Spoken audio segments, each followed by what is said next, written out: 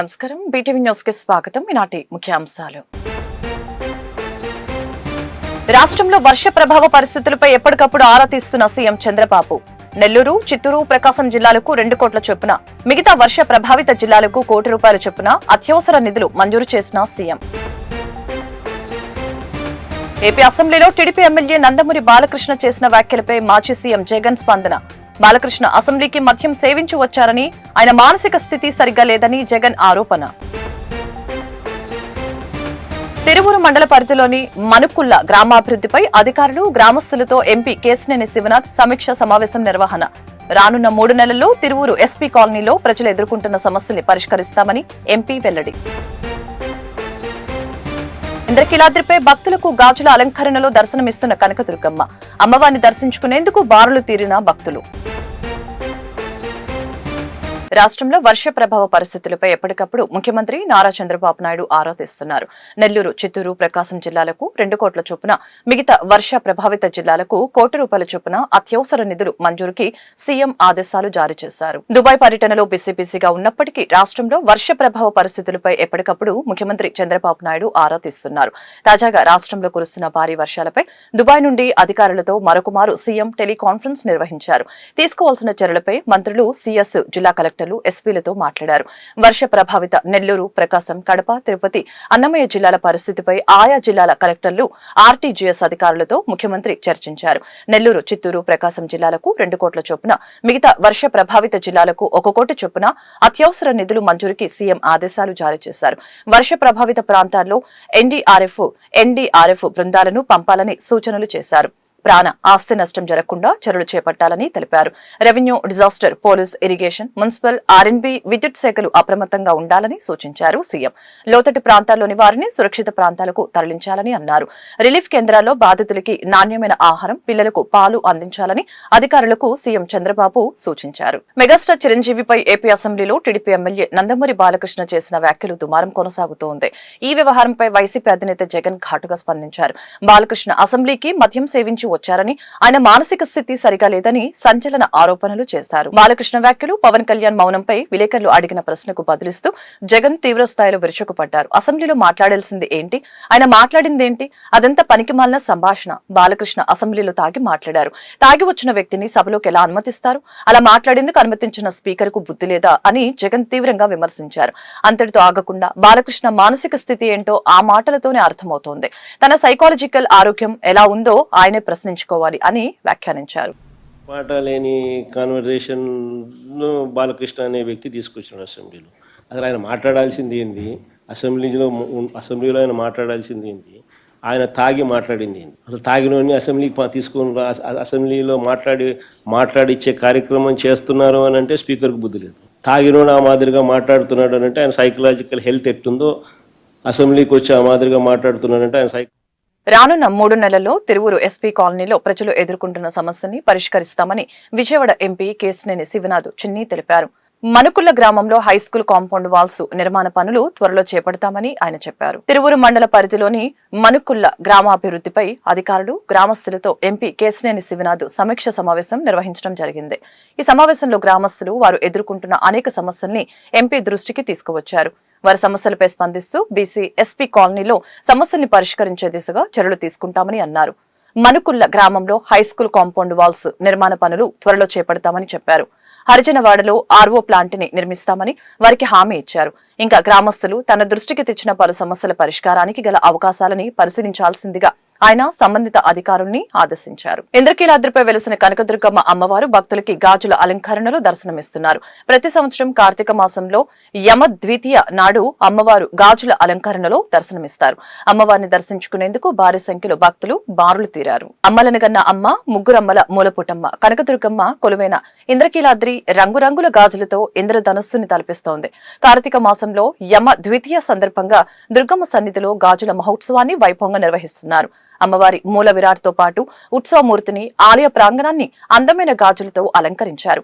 అమ్మవారికి గాజులు అంటే ఎంతో ఇష్టమని, అందుకనే ఈ పవిత్ర కార్తీక మాసంలో కనకదుర్గ అమ్మవారు నిండుగా గాజులతో దర్శనమిస్తున్నారని దుర్గగుడి ఈవో సీనా నాయక్ తెలియజేశారు. యమ ద్వితీయను పురస్కరించుకుని ప్రతి ఏటా కార్తీక మాసం 2వ రోజున అమ్మవారి సన్నిధిలో గాజుల మహోత్సవాన్ని నిర్వహిస్తున్నారు. సుమారు 2 లక్షలకు పైగా గాజులతో అలంకరించినట్టు తెలుస్తోంది. ఈ గాజుల ఉత్సవం ముగిసిన అనంతరం అమ్మవారికి అలంకరించిన గాజులను భక్తులకి ప్రసాదంగా పంపిణీ చేస్తారు. ఇతిహాసాలను ప్రస్తావిస్తూ దీపావళి తర్వాత 2వ రోజున జరుపుకునే యమ ద్వితీయ పండుగ అన్నా చెల్లెల మధ్య అనురాగం, ఆప్యాయతకు ప్రతీక అని చెబుతారు. ఈ సందర్భంగా యముడిని పూజిస్తారు. కార్తీక మాసోత్సవాలు ఇంద్రకీలాద్రిపై వైభవంగా జరుగుతున్నాయి. మల్లేశ్వర స్వామికి భక్తులు విశేష అభిషేకాలు నిర్వహిస్తున్నారు. ఆలయ ప్రాంగణంలో సహస్రలింగార్చన, దీపార్చన నిర్వహిస్తున్నారు.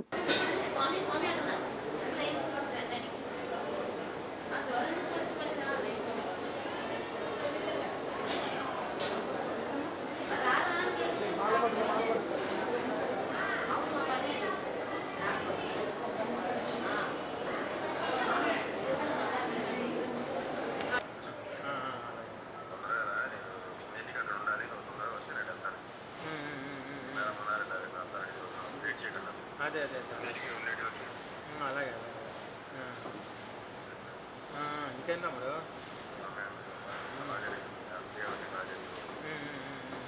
నువ్వు ఆ ఫొటోస్లో నువ్వు లేవు.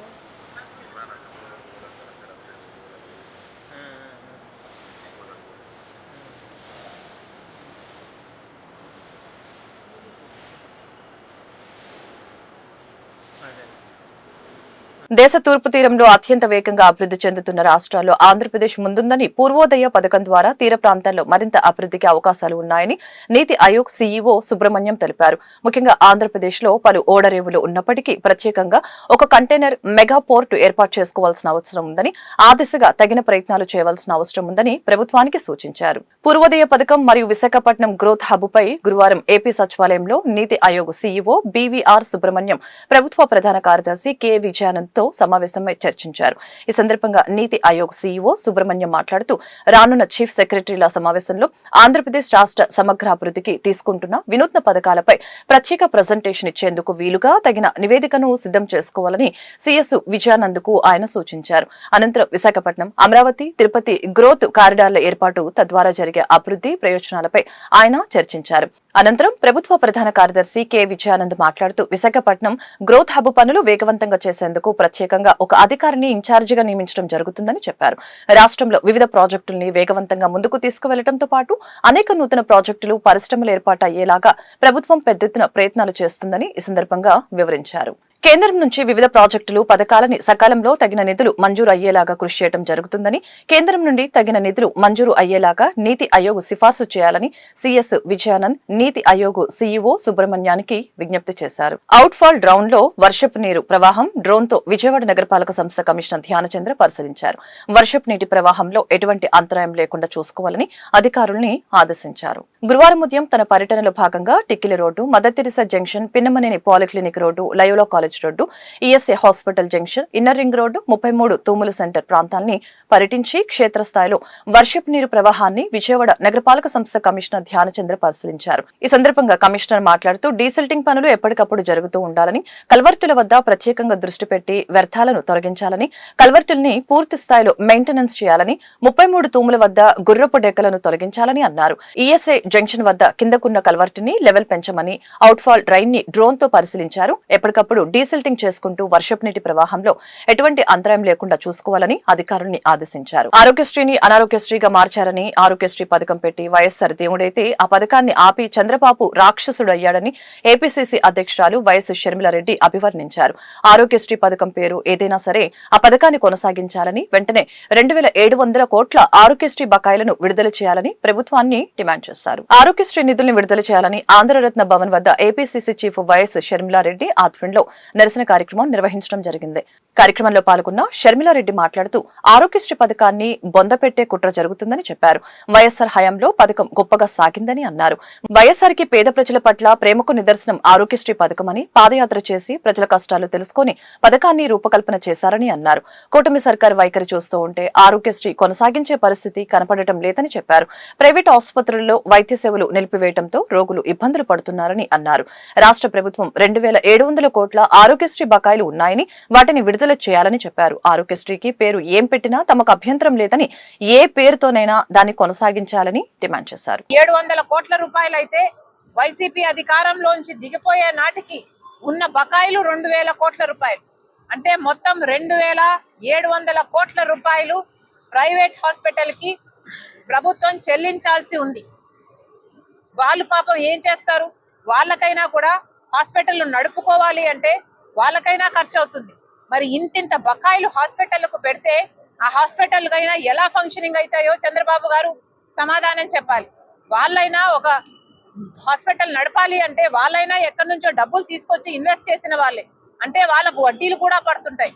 మరి వీటన్నిటినీ కవర్ చేయకపోతే, బిల్లులు మీరు సక్రమంగా చెల్లించకపోతే ఆ హాస్పిటల్ అన్ని ఎలా సర్వైవ్ అవ్వాలో చంద్రబాబు గారు సమాధానం చెప్పాలి.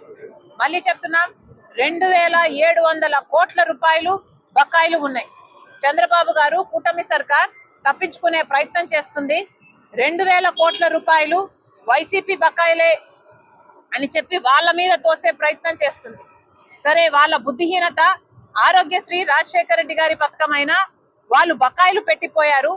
మరి బకాయిలు పెట్టిపోయి ప్రజలు మీకు అధికారం ఇస్తే మరి మీ బుద్ధి ఎక్కడికి పోయింది? ప్రభుత్వంలో ఉన్నప్పుడు ఆ పాత బకాయిలు తీర్చాల్సిన బాధ్యత మీది కాదా? ఆరోగ్యశ్రీ అయినా ప్రజల ఆరోగ్యమైనా మీకు ముఖ్యం కాదా? కాంగ్రెస్ పార్టీ ప్రశ్నిస్తుంది. చంద్రబాబు గారు సమాధానం చెప్పాలి. వాళ్ళు డిమాండ్ చేసినట్టుగా 2,700 కోట్ల రూపాయలు బకాయిలు ఉన్నాయి.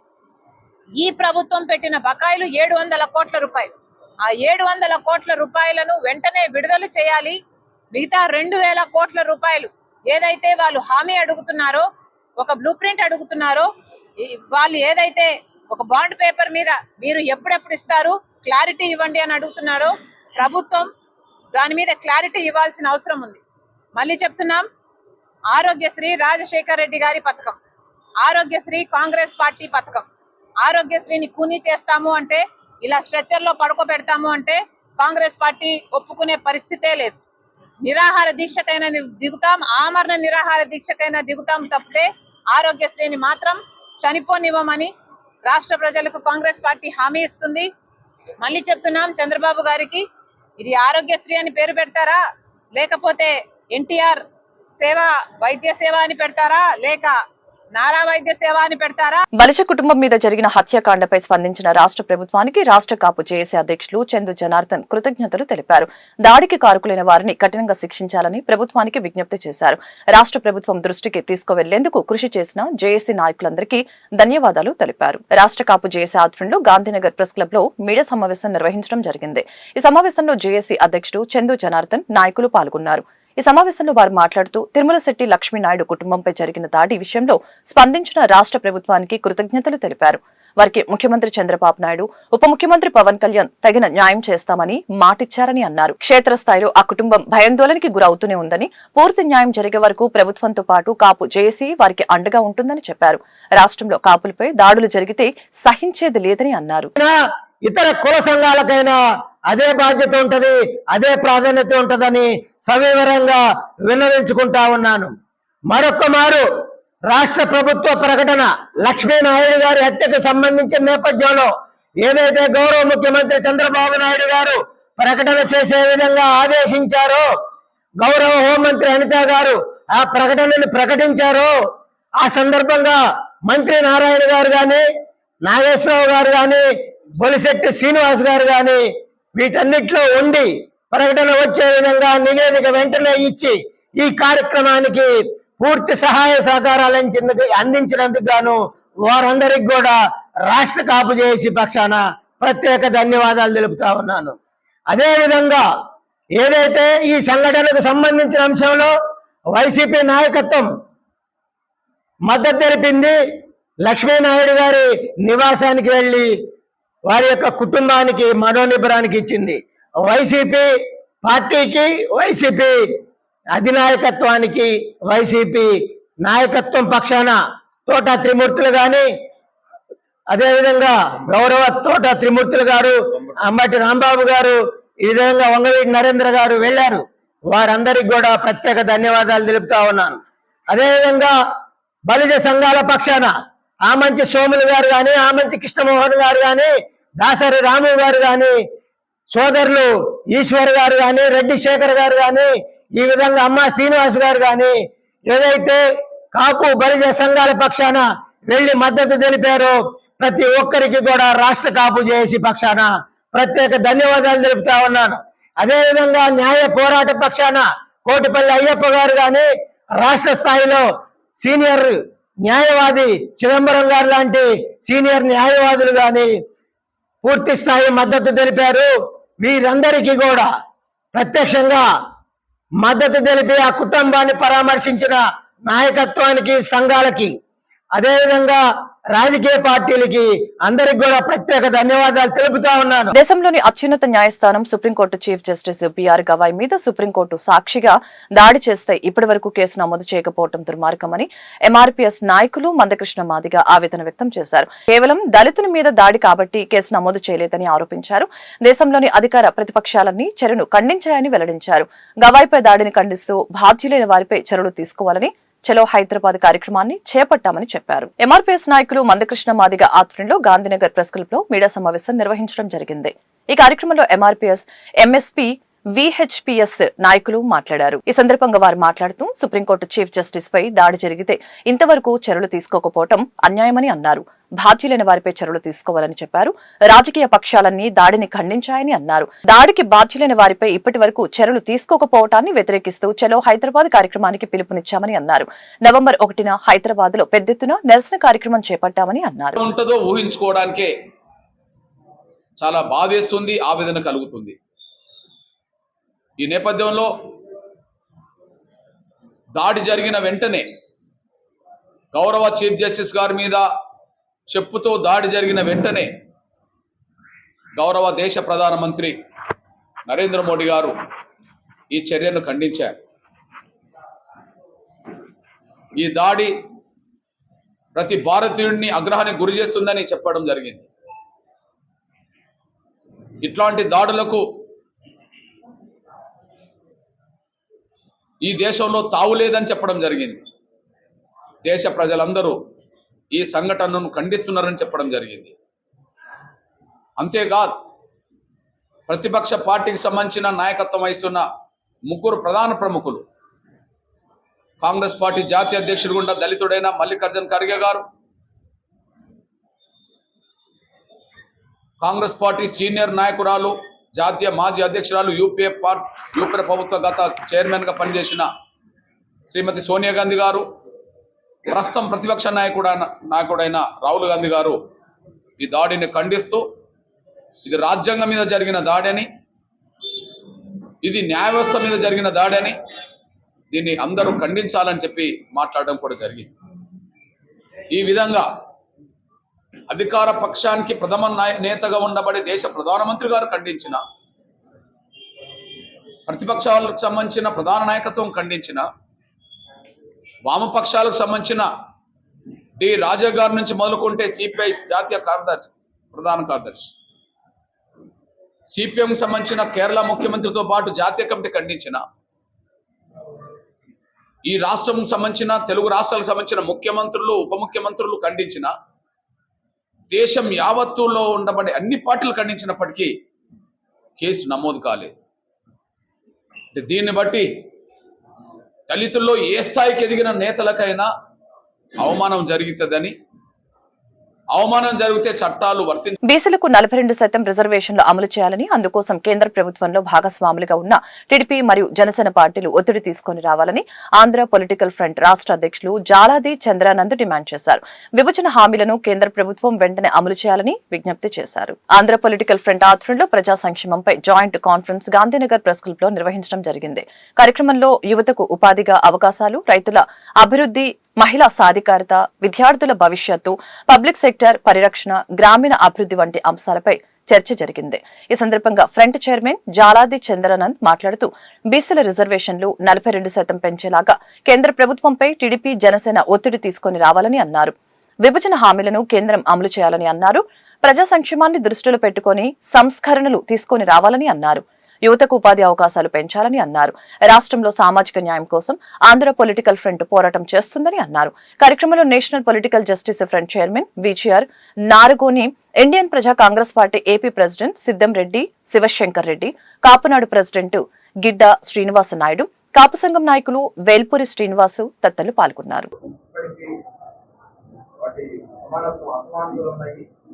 సామాజిక ఆర్థిక రాజకీయ సమానత్వం సాధించడానికే లక్ష్యంగా పెట్టుకుని ముందుకు అవుతున్నాము. రేపు రాబోయే రోజుల్లో జనవరి, ఫిబ్రవరి 2026 లోకల్ బాడీ పంచాయతీ ఎలక్షన్స్ జరుగుతున్నాయి. గతంలో పెట్టేందుకు గణనీయంగా ఎక్కడికి వర్గాలు 15 వర్గాలకి ఎక్కువ శాతం సీట్ల కేటాయింపు లక్ష్యంగా ఉంటుంది. దాంతోపాటు ప్రతి అంశాన్ని, ఈ రాష్ట్రంలో ఉన్న ప్రతి అంశాన్ని, ప్రతి సమస్యని మేము చేపట్టి ముందుకు సాగుతాం. పోరాట బంధాలు రిప్రజెంట్ చేయడం జరుగుతుంది గవర్నమెంట్ కి. దాని పక్షంలో పోరాట బంధాలు ఎంచుకుంటాము. ప్రస్తుతం విభజన హామీలు అమలు కావచ్చు, లేదా విశాఖ ఉప్పు నిలబడటానికి క్యాప్టివ్ మైండ్స్ కావచ్చు, ప్రతి విషయంలో ప్రతి వైద్యులు, కరెంటు ఉద్యోగులు, వీళ్ళందరి సమస్యల్ని కుటుంబ పాలన, వారసత్వ రాజకీయాలు నడుస్తున్నాయి. అవినీతి ప్రధానంగా ఉంటుంది. కొంతమంది అవినీతి పిచ్చిలు తెలిస్తే కొంతమంది తలుపు చేశారు. ప్రస్తుతం నడుస్తున్న కాలంలో ఏకంగా లాభలేట్ చేయడం జరిగింది. మన బడ్జెట్ ఇక్కడ రాష్ట్ర బడ్జెట్ 16 లక్షల కోట్లు, అందులో 1 లక్ష కోట్ల పైనే ఈ రాజకీయ నాయకులు అవినీతి చేస్తున్నారు. దీన్ని ప్రధానంగా కట్టడి చేయడానికి, ఆ ఫలాలని అక్కడి వర్గాలకి అందించడానికి మేము దీని మీద తీవ్రంగా పోరాటం చేయడం సంసిద్ధమై ఉన్నాము. అలానే అందరినీ కలుపుకొని ఐకమత్యంగా ధైర్య సాహసాలతో, విలువలతో, విధానాలతో, సమన్వయంతో, పారదర్శకతతో. వార్తలు ముగించే ముఖ్యాంశాలు మరొకసారి. రాష్ట్రంలో వర్ష ప్రభావ పరిస్థితులపై ఎప్పటికప్పుడు ఆరా తీస్తున్న సీఎం చంద్రబాబు. నెల్లూరు, చిత్తూరు, ప్రకాశం జిల్లాలకు 2 కోట్ల చొప్పున, మిగతా వర్ష ప్రభావిత జిల్లాలకు ₹1 కోటి చొప్పున అత్యవసర నిధులు మంజూరు చేసిన సీఎం. ఏపీ అసెంబ్లీలో టీడీపీ ఎమ్మెల్యే నందమూరి బాలకృష్ణ చేసిన వ్యాఖ్యలపై మాజీ సీఎం జగన్ స్పందన. బాలకృష్ణ అసెంబ్లీకి మద్యం సేవించి వచ్చారని, ఆయన మానసిక స్థితి సరిగ్గా లేదని జగన్ ఆరోపణ. తిరువూరు మండల పరిధిలోని మనుకుల్ల గ్రామాభివృద్ధిపై అధికారులు, గ్రామస్తులతో ఎంపీ కేశినేని శివనాథ్ సమీక్ష సమావేశం నిర్వహణ.